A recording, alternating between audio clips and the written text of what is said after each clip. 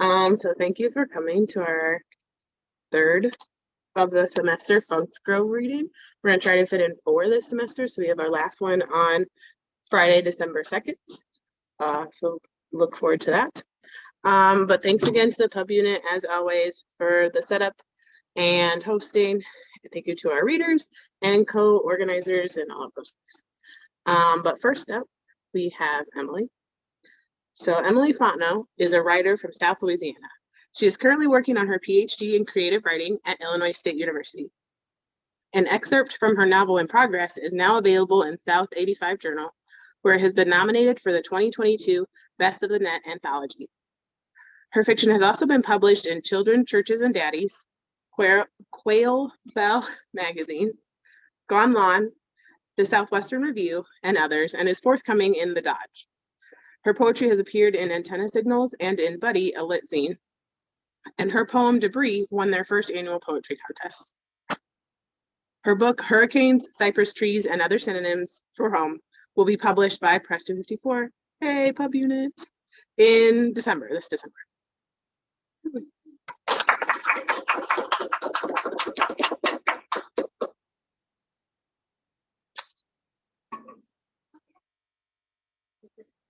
Just for hot stuff.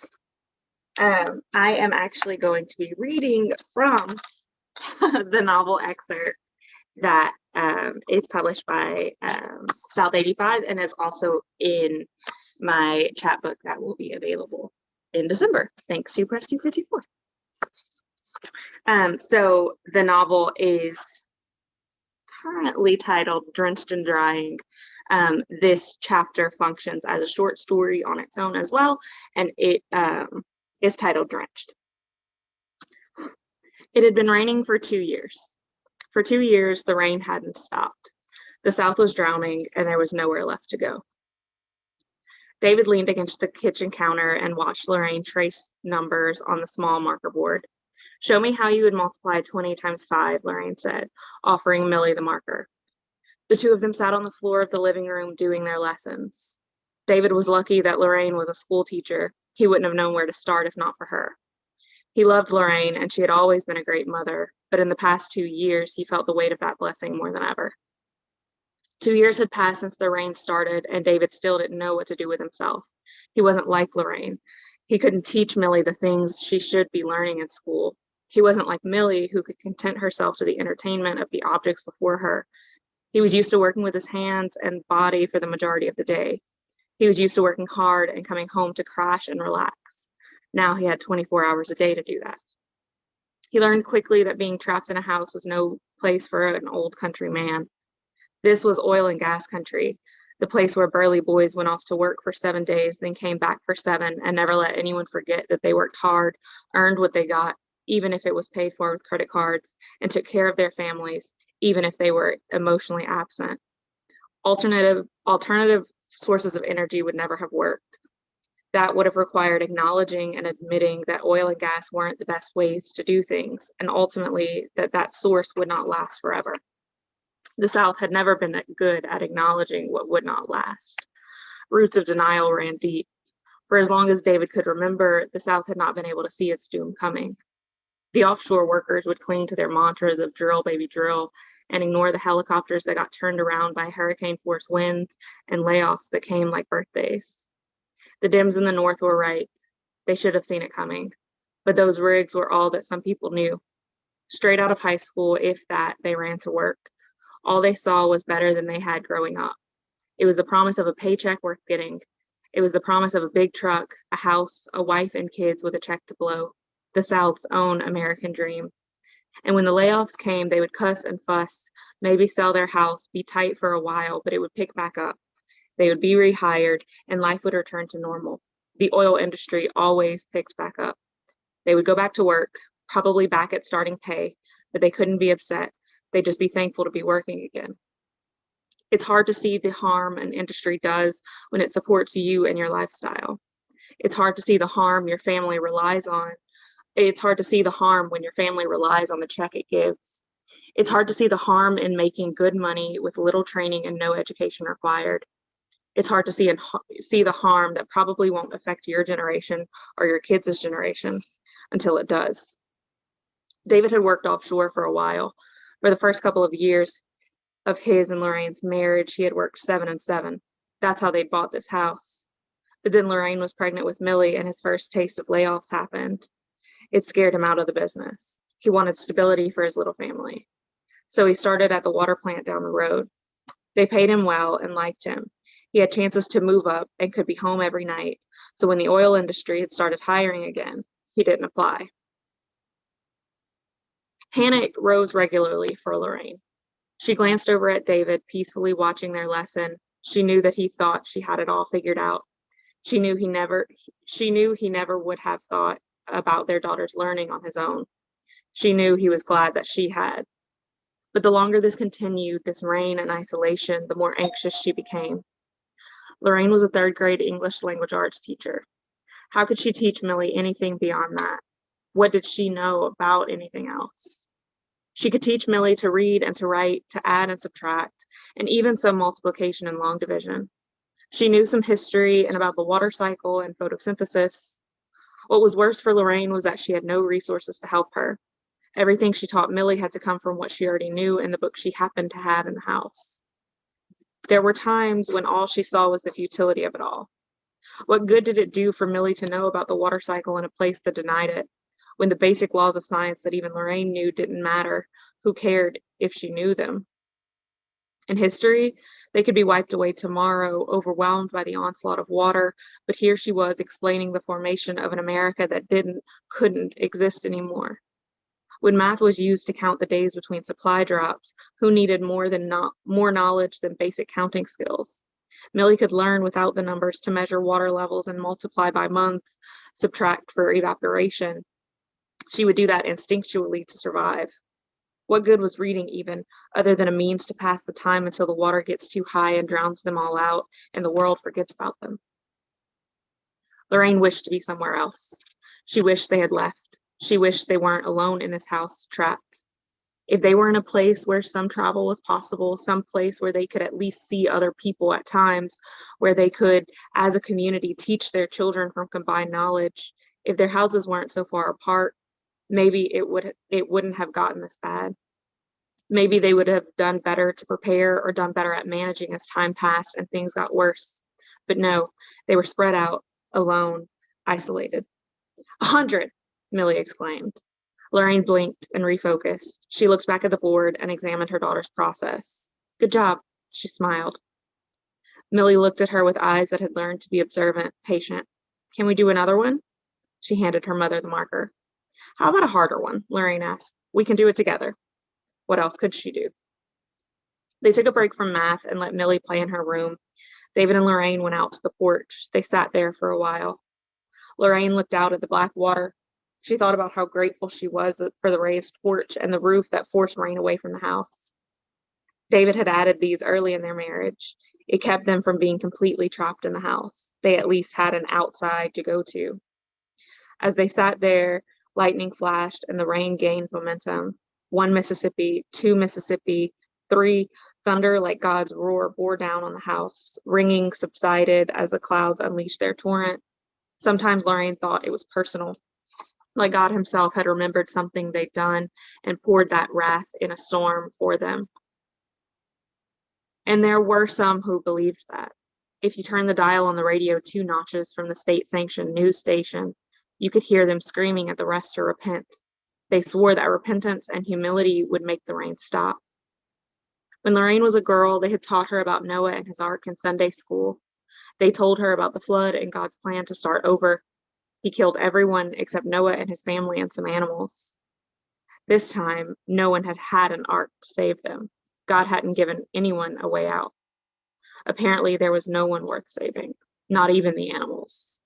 Didn't God want to save them? Weren't they his creatures too? All dogs go to heaven and all that. What had they done wrong? Unless this was just the Sunday school version and all dogs didn't go to heaven. Lorraine thought about Lucy and the current that had taken her into the initial storm and rebuked that idea. In that moment, she demanded God take Lucy in. That dog had a soul, even if no others did. They had told her God promised never to flood the earth again, that the rainbow after the rain reminds them of that promise. Was that the Sunday school version too? They hadn't seen a rainbow in years, and the rain wasn't stopping. She guessed God hadn't included the South in his promise. It was only the part of the earth after all. He had found a loophole. It should be unbearably hot, David thought, now that there was no electricity, but it wasn't. That's the good thing about the rain. It cools things off. If they hadn't known there was a hurricane in the Gulf, they might have guessed this all started as a heat rain. Heat rains in the South weren't what they showed in the movies. Either they didn't try to, or there was just no 4D real life experiencing in a movie. David didn't know.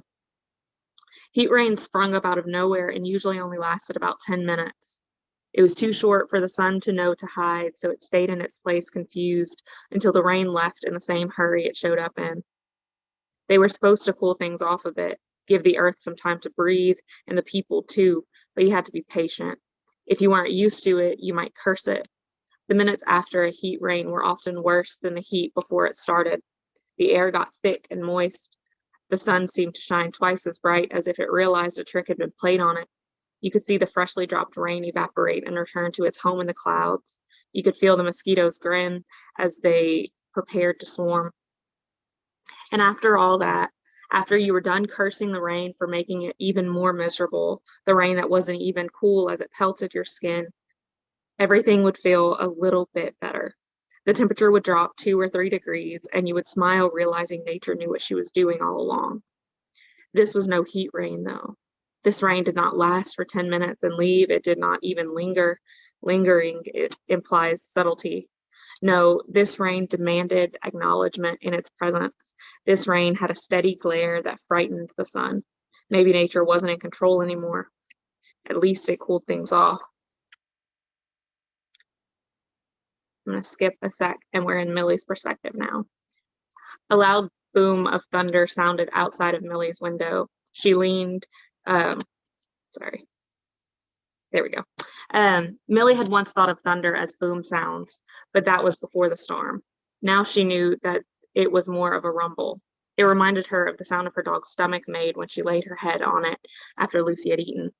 The long growls that tickled her ears were like the long grumbles that shook the walls. Thunder, Millie thought, was supposed to just be a sound. Her mom had taught her to count the seconds between lightning and thunder to see how far away the lightning was. That was all it was supposed to be, a warning of the incoming lightning. But instead, it was like a titan making footfalls on the earth. Some people called them claps of thunder, but that didn't make any sense to Millie. Claps were to say good job, and thunder came before lightning. Maybe thunder clapped knowing its favorite player, lightning, was about to come on stage. Sometimes there were rounds of thunder that chased after lightning so closely it was like the thunder was a crowd of applause, with lightning striking again and again because it loved the sound of thunder's approval. At least that's what Millie imagined when she was brave enough to look out her window. Or maybe she was getting them confused again. Thunder and lightning chased each other so closely and constantly it was hard to tell which came first sometimes.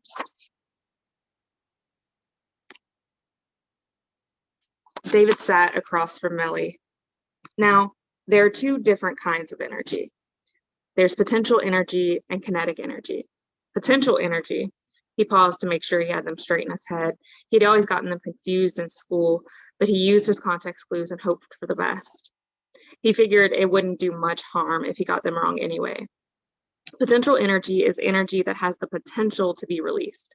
This kind of energy is like stored up energy. Kinetic energy is energy that's being used. It's energy in motion.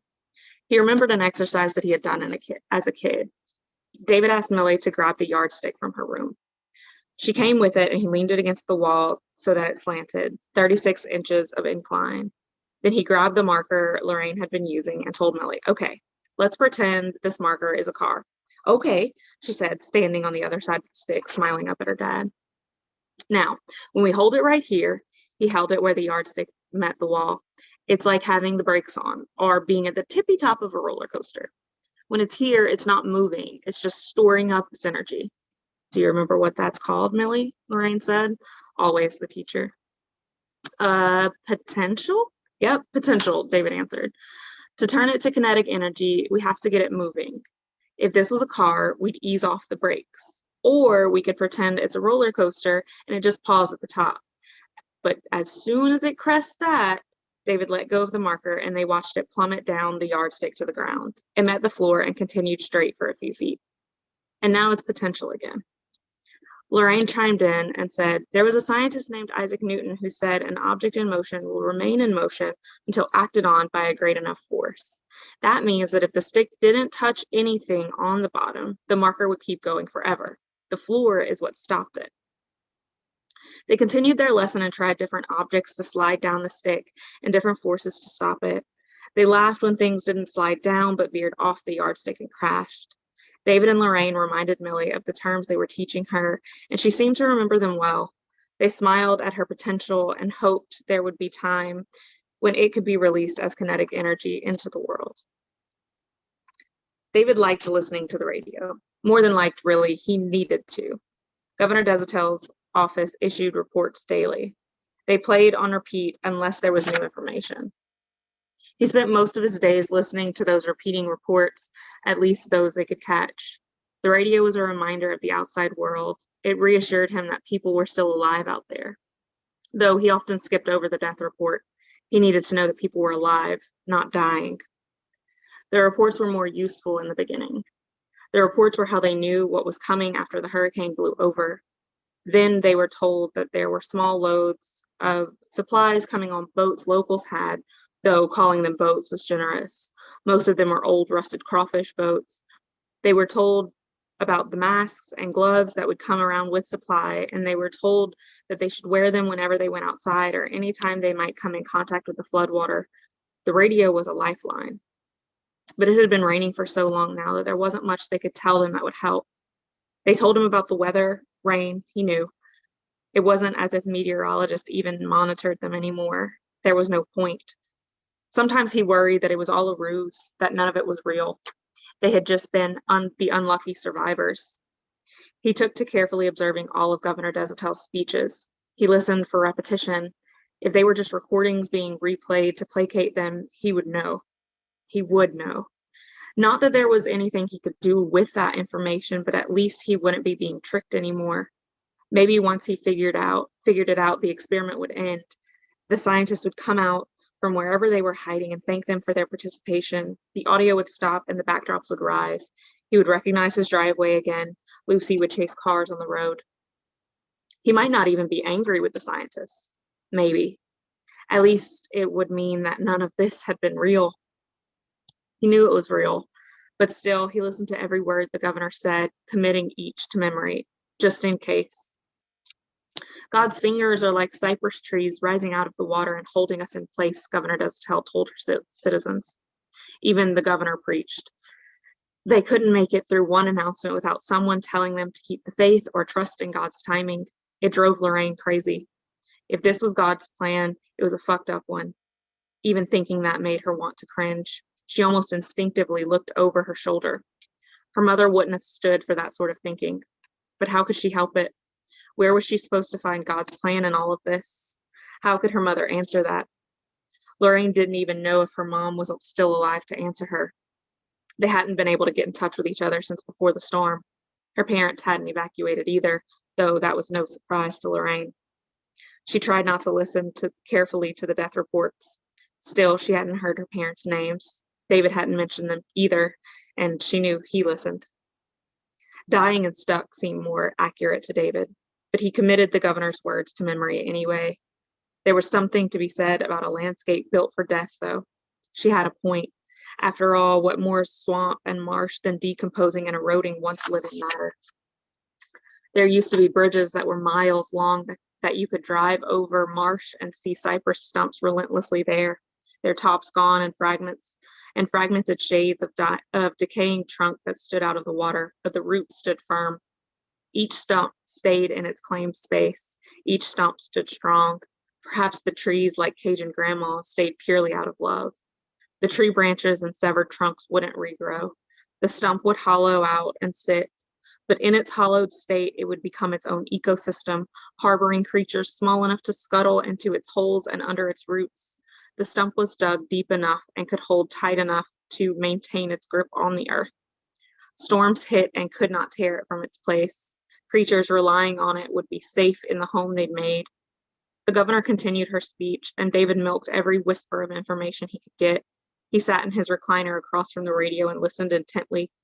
The governor occasionally issued statements, but they were never anything much, just enough to let the people know that the government hadn't tucked and run. David scoffed to himself. Run where? There was nowhere to go if all the reports were true. At first, that news wrecked him. If it was true, things were hopeless. At least, though, it meant everyone was trying. They could keep forgetting about the South, but they couldn't forget about their own disasters, their own families. So everyone was working on a solution. Everyone, everywhere, was trying to fix the hole in the universe that caused this rupture, because surely something had ruptured. Regions around the world were being killed and tormented by various natural disasters. The earth was in the midst of a fever, and the body was trying to fix itself. If Governor Edcel knew what had caused everything to go to shit, she hadn't told them. David would have heard it. This isn't a rupture, this is a rapture. Lorraine heard those words echo in her head. She had heard the preachers and the fanatics cry on and on about it on the radio.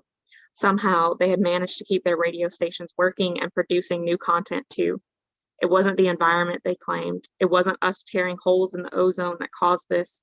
Oh no, this was God's doing. God was reaching his hand into the earth and plucking out those he wanted to keep. Then why are all those screamers still here? Lorraine would ask them if she could. If they loved God so much and knew so much about his plans, why'd he leave them here to tell everyone else to repent? That seemed unfair. As the governor finished her speech, David walked to the doorway. He stood looking out, keeping the screen door shut. He thought of the cypress trees and their makeshift ecosystems. They hadn't made homes of cypress trees, but the homes around them were coming to look like it. Homes rose out of landless water with no roots in sight. Their dark colors and algaed exteriors blended into the murky water. Some homes were like the broken remains of cypress trees with tarps thrown over their torn roofs. Still, others rose out of the water and managed to maintain branches and leaves. But all of them looked isolated and alone, growing as if ignorant of any other growth around them. Across the desolate landscape of murky water and ghost homes were tiny ecosystems, living like creatures in long-dead cypress trees. That ecosystem, while maybe not thriving, was surviving. And surely that was worth something.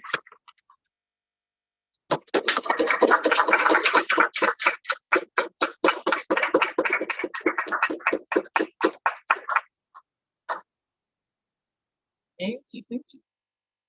Okay, so next up we have Edcel. Edcel Javier Cintron-Gonzalez is a proud Puerto Rican scholar and graduate worker who is pursuing a PhD in English studies with a focus in children's and young adult literature. His research interests focus on interdisciplinary ways to study children's and young adult literature. Currently, he is interested in exploring topics on mental health, women's sexuality and gender studies, game studies, and material rhetoric. When he is not working on academic things, he enjoys cooking, playing video games, and writing about them for the website Gamers with Classes, and writing his monthly children's picture book review in Spanish for the Palabreadores, thank you, newsletter. Edcel's creative work has been published in the Palabreadores newsletter, Euphemism, Sabanas Literary Magazine, Eddie's, I can do it. Thank you. Oh, not that one yet. I was doing Ediciones, like editions, Ediciones. Why can I not? I pronounced it fine earlier before people were looking at me, I promise. Ediciones en serio, El Vicio del Tintero, and Abolition Dreaming, a zine project. Sorry, I stumbled over that. Edcel has a forthcoming co-authored chapter titled Witnessing Puerto Rico Foodways, examining 4 examples of cultural embodiment for comidas, cocinas, and cultura in 2023.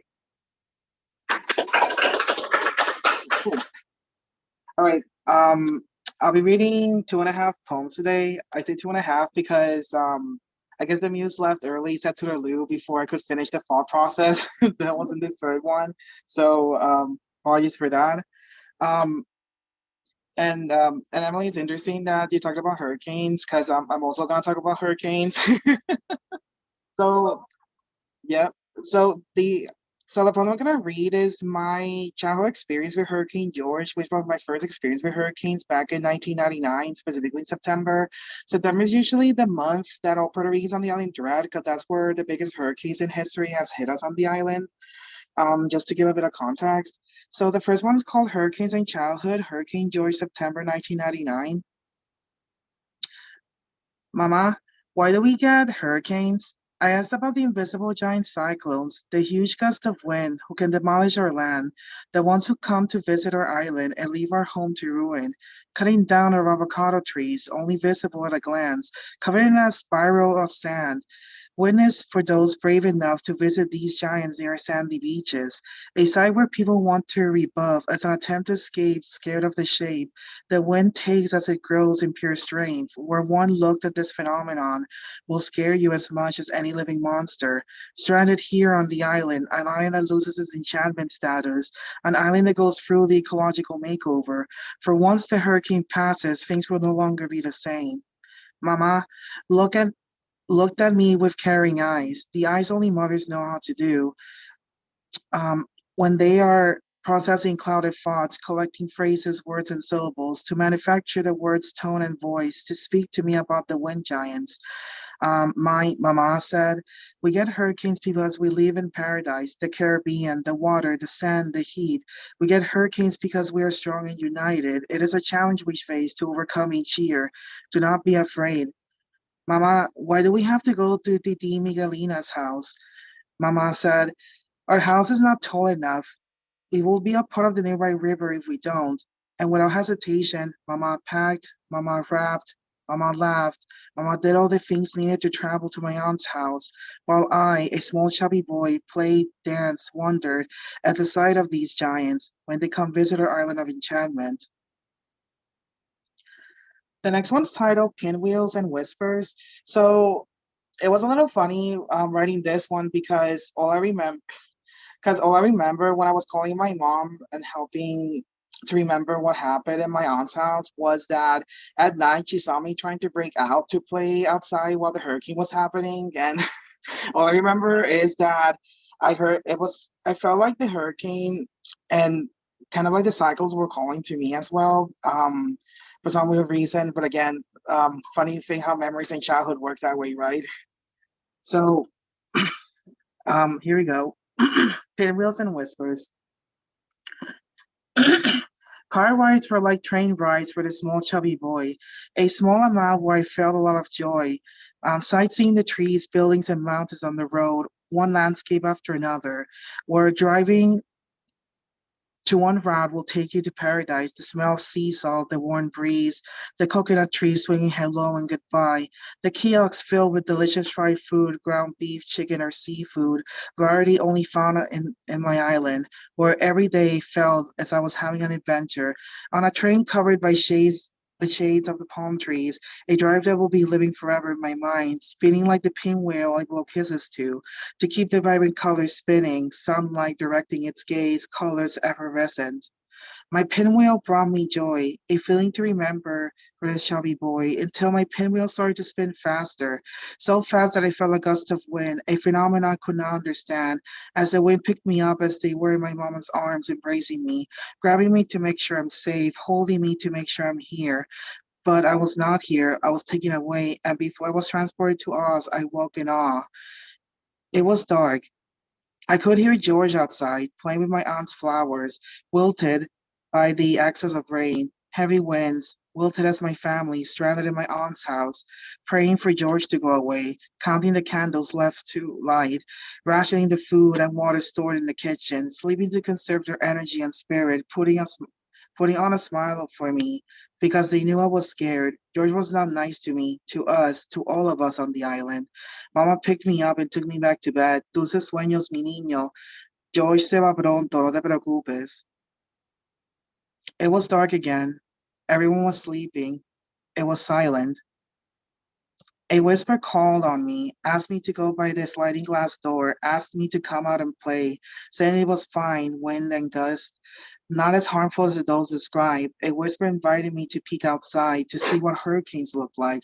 As I opened the sliding glass door, peeked through a small gap from the wooden board protecting the house, and there it was, nothing but small cyclones, playing tag on the streets, taking everything in sight, splashing water to our houses. As we were playing down at the local pool, the cyclone's whispers come out, play with us, and ride the wind. The cyclone stared at me, a cold gaze I would like to erase from my memory. I closed the sliding glass door, went back until George said goodbye. So the half poem titled My House Turned into a Sailboat. So basically, there was the time of the aftermath of Hurricane George, and nearby where we live and where Nereidas at the town of Mayagüez, where actually that place is the neighborhood is actually built next to a river. So every time a major thunderstorm or hurricane would happen, it would flood the streets. So as a kid, I used to imagine that all our houses would turn into sailboats because there was nothing but water all around. And I guess this is how much the muse allowed me to write. So here we go. George left us a river, water overflowing the streets, cars floating ever so gently, carrying birds who can finally catch a ride. On those vehicles not made for cold waters, empty machines now turned husks. George left us power lines, electric cords like lifeless electric eels, floating lines on the trash-filled streets, wrapped in trees, poles, and even the fast food signs. Is it safe to walk out? And that's all I got. Thank you. So finally, we have Steven. Steven Lazarov is working on a PhD in English at Illinois State University. His work has been featured in Protean, Dream Pop, Cathexis, Whack-A-Maw, and Sheriff Nottingham. His chapbook, A Cab Yearning, is forthcoming in December 2022.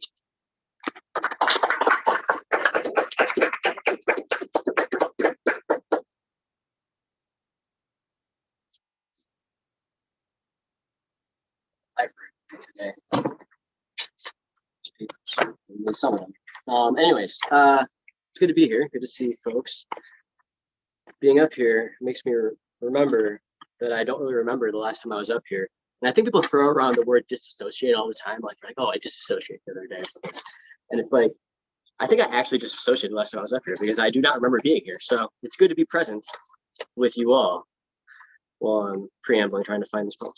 So, yeah, and I also wanted to specify thanks to 254 and to Steve for putting out A Cab Yearning, which is I'm excited for. But read some poems from that in about a month.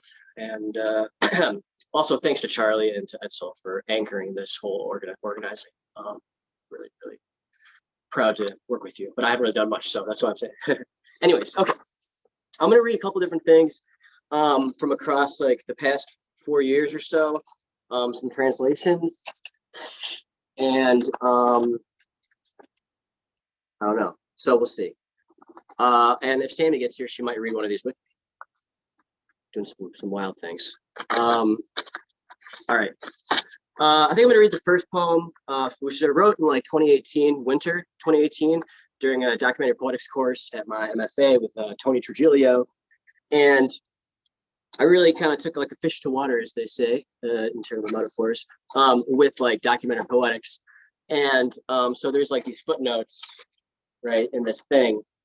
And I'm going to attempt to read them. And so we'll see how that goes. All right. So, and this is timely because we just had a blood moon. So this is about a super blue blood moon, which is the rarest of blood moons. TPH. All right, this is called Oh Dear. We have an ambiguous enterer. Oh wow, we just bravo. This is perfect. So, well, I just said that you might read this poem with me, and we'll decide in a moment if you want to come up and do it. But it'll be the last one. So we'll see. Okay, this is called Oh Dear, but there's like a comment, whatever. Oh dear, oh dear. All right. Seeking a jump hop, a ride out west, quick, shrink me down. Put my new pinky toe body in the trough of a giant catapult, spoon and fling me up into the clouds so I can make like a salmon, climbing wet air columns. I'm no hungry bird of prey. I'm only recently a bird at all. Now that I'm in the air and coasting, my wings upglide the thermal wind. I track this super 4 to 6 times a year, a full moon coincides with the hours of the year when the moon almost kisses Earth. Wednesdays, January 31st, moon will be about 14% brighter than usual. Blue, fraternal twin tumbling out of the womb later within the same month, occurs once every 2.7 years and thusly named due to a convoluted when it meant something absurd like thinking ... before becoming slang for something that is rare and eventually to 2 full moons in a month. Blood, it sounds ghastly, but simply refers to when a total eclipse of the moon happens and sunlight bends around our body and has nowhere to go but onto this too big rock captive in our pool. Moon in a sky coming out of a great long sleep, 152 years since a human, March 31st, 1866. And can you imagine the wonder? Out of a great long sleep, 152 years since a human. All right, let's do that. God damn, the air all around up here hugs my whole body, following the Rockies north toward Alaska. Night is slowly breaking now, and there you are. You must have come straight from the earth. There's still dirt in your brow, but you are back and filling the surface.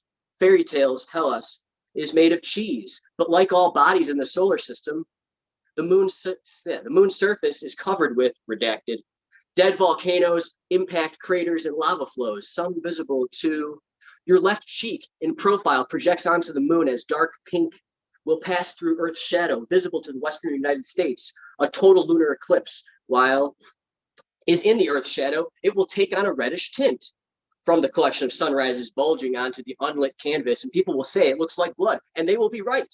Your blood-flushed cheek shines on the moon's skin. From where? I try to blink away, testing the skin like eyelids shut accidentally, squinting down the bus aisle without glasses, seeing the dead. The parallax ruptures the bellyful lost child. I want to keep here inside forever, but guts say no, and it's all out now. You don't seem surprised to be fading. Full apex, at every extremity in splay and thrall, but the moon will set less than a half an hour later, and dawn now. Full light, the air's dropped 50 degrees, and I'm falling back now. No longer soaring up. My skin roils like a water pot coming to boil. Meat so tender, my bones will split. I am moving so fast, back towards soil and lakes. This is the moment now. Homes and sidewalks and... this one, I think, well, this was, I can't remember if this was if Tony told me to go read James Dickey, or if I wrote this after I read James Dickey. I don't know. We'll find out. Actually, we probably never will. So this I wrote maybe earlier than that. I don't know. This came somewhere, but I liked it. I wrote it when after I saw The Hours, which I never wanted to see, but then I saw it and it crushed me, and then I kept watching it because the person that I watched it with died, so that I keep watching it. And, So, anyways, this is kind of after that. To believe there are a finite number of kisses left. No, actually, just a stop on time, the end of experience. Your fair, the skin lie, the loose tide, light brown hair, lay invitation and caution. We don't love anything like kids love sifting flour into a bowl. Are you all right?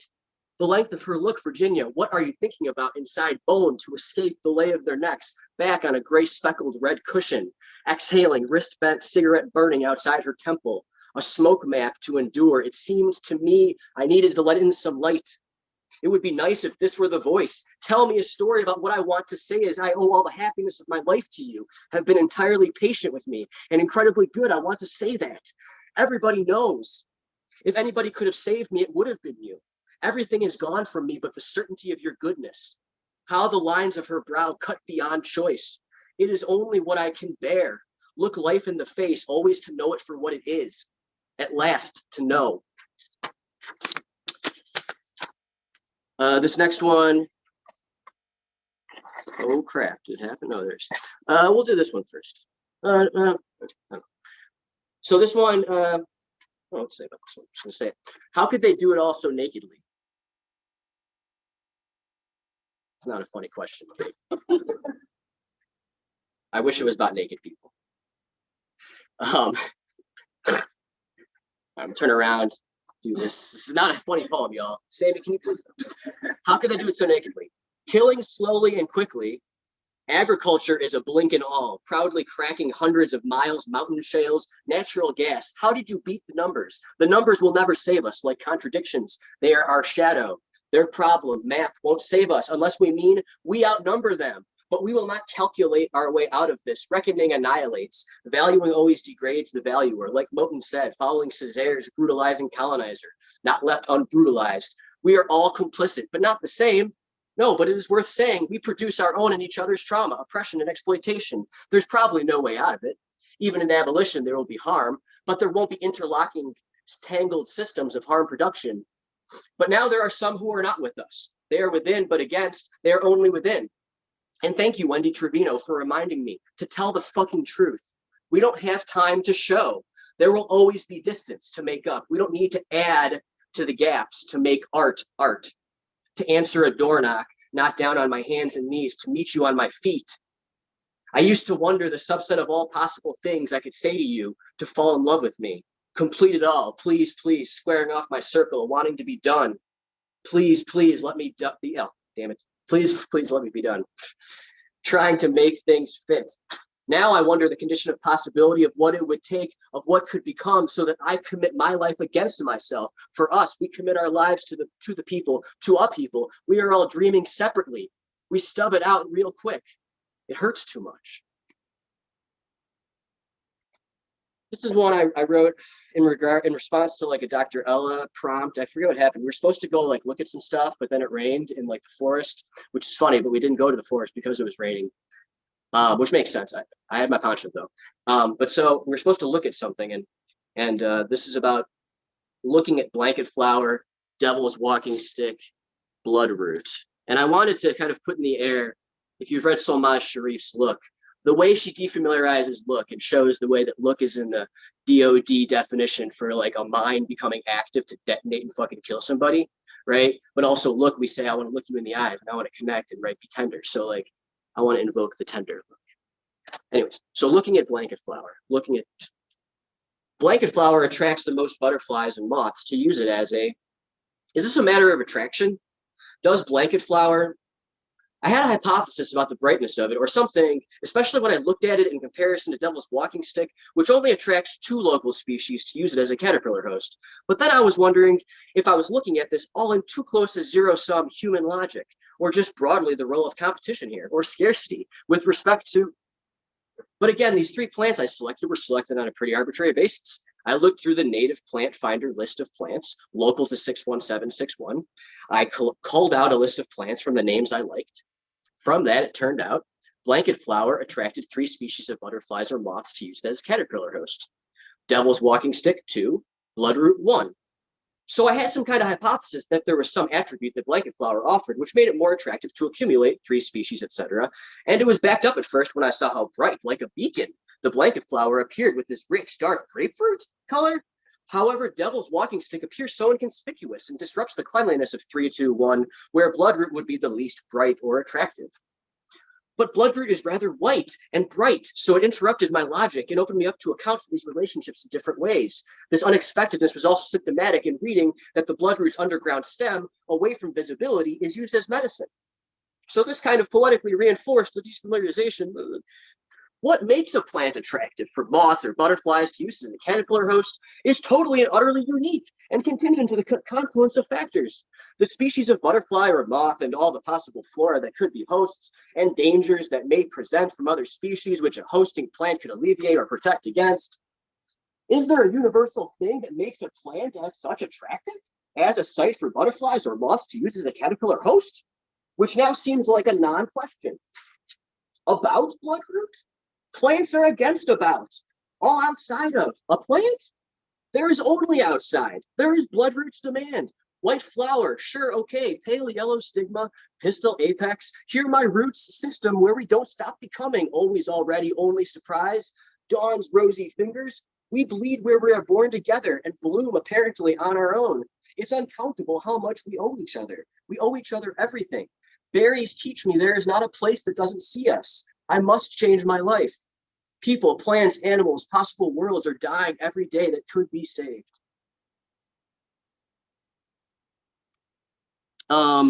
Wait, does that take us to the translations? It does. Oh, So we're gonna experiment. I'm gonna read. Well, I don't know if you want to or no. Yes or no. It's fine. You do. Okay. Well, we're gonna try. Okay. Well, I'm gonna read one.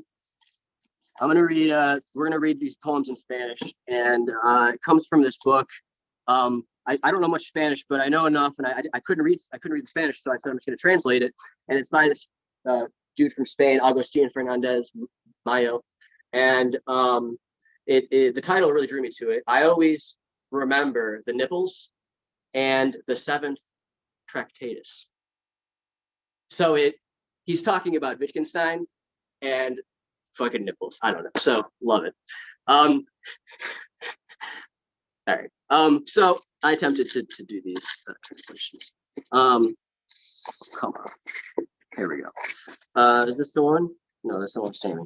Sorry. Wait. Okay. I'm going to attempt to read the Spanish, and so I'm not doing this to show off because I'm probably going to fuck it up. We're going to see. All right, but I'm going to read the first line in Spanish, and then the second line. Oh, there's this one, and then the second line right afterwards. In English, in Spanish, English, Spanish, English, Spanish. I don't know. Nadie nos ha enseñado a besar, y es lo único que nobody taught us to kiss. And it is the only, hasta el final buscamos, salgo a que mi soledad, thing we look for in the end. I meet my loneliness, completa la ciudad desierta, ni recuerdo el bullicio. Complete the deserted city, do not remember the noise. Su intención era esto, abrirme un hueco, la rosa, no. This was their intention, to open a hole. The rose does not. Recuerda que ayer fue rosa. Por eso se abre cara. Remember yesterday was pink. That's why each dawn, amanecer con mudada belleza. Los muertos no. Opens with molting beauty. The dead do not. Mueren en ellos, me digo. Sino en nosotros, ellos ya. Die in themselves, I tell myself. But in us, they always. Flotan para siempre en la orilla, ciegos de todo, con. Float forever on the shore, blind of everything, with. El traje de lo perdido y no hay más, también. The clothes of the lost, and there's no more. Also. Nosotros besamos siempre la piel invisible de lo que. We always kiss invisible skin of what? Vemos y tampoco hay más. We see, and there's no more. Okay, so this, do I have a copy? Yes. This one we are gonna, Sammy, if you want to come up. Oh, you can stay over there? Sure, why not? Yeah, you gotta yell though. Do you want to do this? Are you sure? Okay. Oh, wow. I'm not being sarcastic. Well, we can just stand next to each other. Oh, you got it. Oh, you got it. So, Yeah. Is that cool? Yeah, it's good. Well, actually, what do you mean by literally the yes, whole, yes. but not the sentence? Not the sentence. All right. Want to go first? No. Fine, I'll do it. No. Okay. We never done this before. The wind blows the leaves. The wind. Oh. The wind blows the leaves. October dust. Papers from the belly of the. El viento arrastra hojas, polvo de octubre, papeles a la panza de los. Cars. Shakes the fleet, and no one is left but me in the window of the hotel. Coches. Agita la flota y ya no queda nadie, salvo yo en la ventana del hotel. Portimao. There will come a day when light will once again be the skin of the world. Por mar. Llegará un día en el que la luz vuelva a ser la piel del mundo. I say to myself, under the plea of spring. Meanwhile, I am not frightened by the Me digo, bajo pretexto de primavera, entre tanto no me asustan ni el wind or your exodus, nor by that ghastly and bizarre loss that seizes. viento, ni tu éxito, ni esa caída fantasmática y grotesca que se apodera de The clothes always left in the closet. I'm just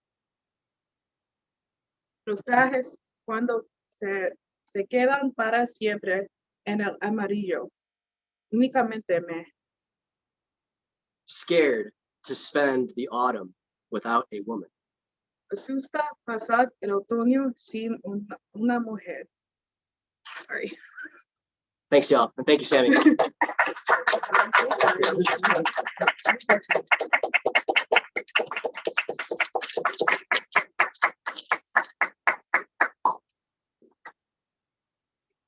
Yeah, thank you. And we got a special guest reader, Sammy. That's cool. But that's all we have for tonight. December 2nd is the next one. Thank you. Thanks, everybody.